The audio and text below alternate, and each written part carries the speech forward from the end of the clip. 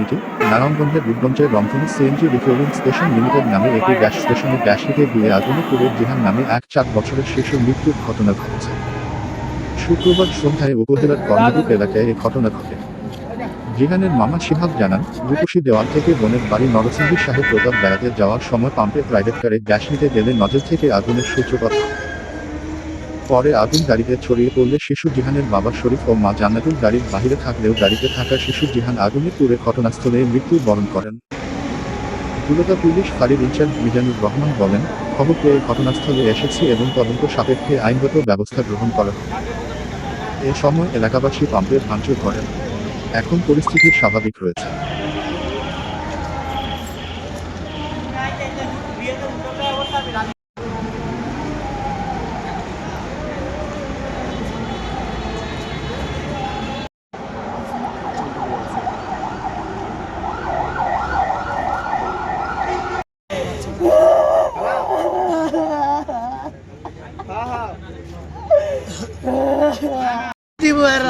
সুষ্ঠু বিচার চাই আমি।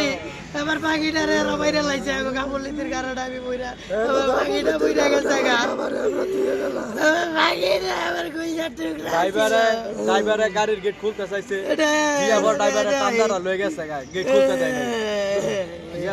এখানে তাৎক্ষণিক উপস্থিত হয়ে দেখতে পাই যে প্রাইভেট কারের মধ্যে একটা 4 বছরের শিশু মৃত্যু অবস্থায় পড়ে আছে। তো আমরা জানতে পেরেছি এসে যে প্রাইভেট কারে গ্যাস ভরার সময় বিস্ফোরিত হয়ে এই শিশু বাচ্চাটি মারা যায়। তো এই বিষয়ে আমরা আইনগত ব্যবস্থা তদন্ত আছি, তদন্ত সাপেক্ষে ব্যবস্থা গ্রহণ করা হবে।